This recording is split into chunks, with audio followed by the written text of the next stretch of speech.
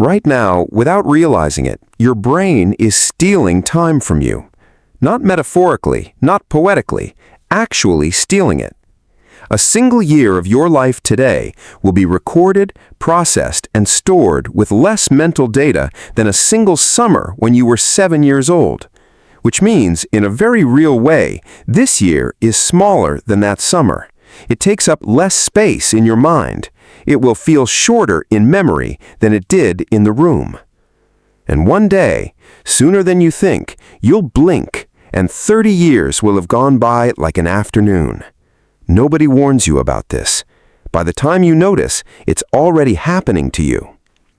Here's the strange part. Nothing about time itself changes. The clock doesn't speed up. The sun doesn't move faster across the sky. Every second you live at 50 is exactly as long, physically, as every second you lived at 7.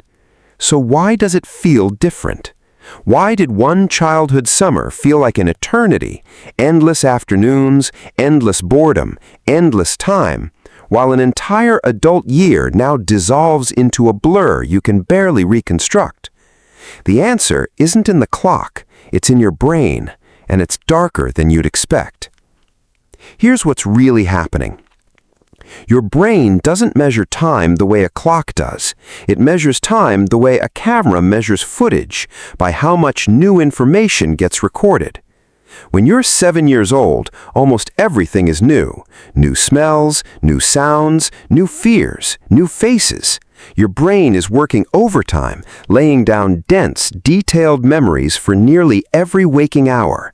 That density is what creates the feeling of time. More memory, more moments, more life packed into every single day.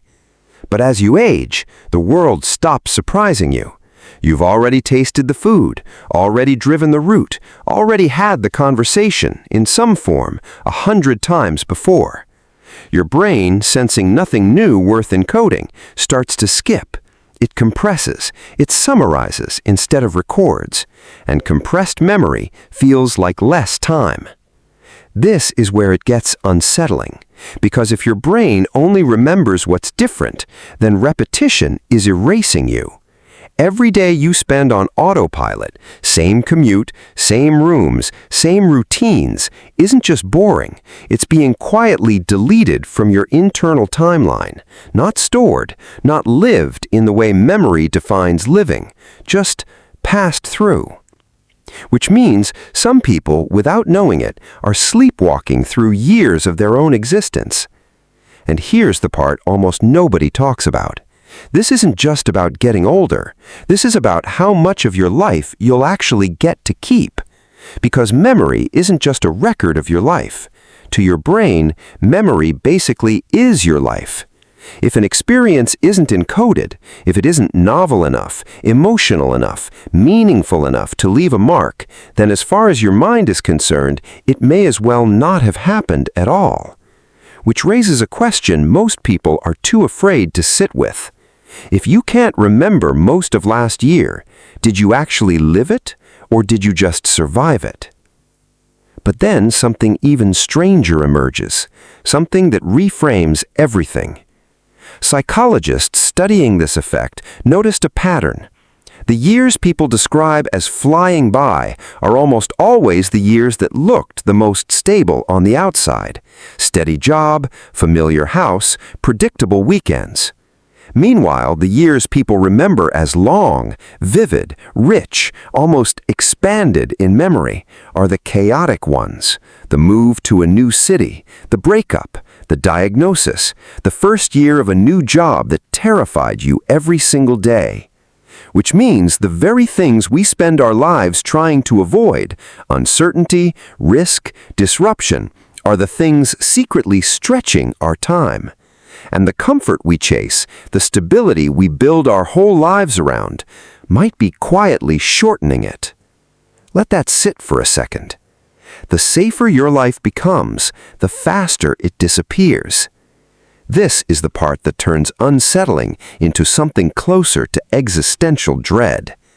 Because it means the human instinct for safety, for routine, for control, for predictability is working directly against the thing we actually want, which is more time, more life, more felt existence before it ends. We built entire civilizations around comfort and stability, and it might be quietly costing us the one resource we can never get back. But it gets worse. There's a phenomenon researchers sometimes call the reminiscence bump. When people are asked near the end of their lives to recall their most vivid memories, the ones that feel the most real, the most present, an overwhelming number of them cluster between the ages of roughly 15 and 25. Not childhood, not old age, that narrow decade in between. Which means for many people, the majority of what they'll ever remember about being alive will have already happened before they turn 25. Everything after that? Background noise, filler, a slow fade into forgettable years, unless something forces your brain to pay attention again. Read that again. For a lot of people, the story of their life, the version stored in memory, the version they'll replay in their final moments, is mostly finished by their mid-20s. Everything else is epilogue. So what do you do with that? Here's the reframe. Here's the part that changes everything. This was never really about time. It was never really about clocks or aging or biology.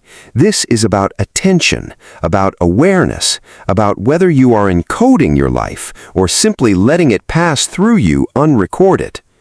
Time doesn't slow down for people who are careful. It slows down for people who are awake. The antidote isn't more years, it's more novelty, more discomfort chosen on purpose, new places, new skills, new conversations that make you nervous, new versions of yourself you haven't tried on yet. Not because comfort is wrong, but because comfort taken too far is a kind of quiet erasure. And maybe that's the real horror hidden inside this whole idea. It's not that time speeds up, it's that most people won't notice their life shortening until there's nothing left to do about it. They'll wake up at 60, aware for the first time that entire decades dissolved into a handful of blurry, interchangeable years, and there won't be a way to go back and re-encode them. There won't be a way to demand a refund on unfelt time. The only moment you actually have leverage over is this one, right now, the one you're in. So here's the question this video was always leading to.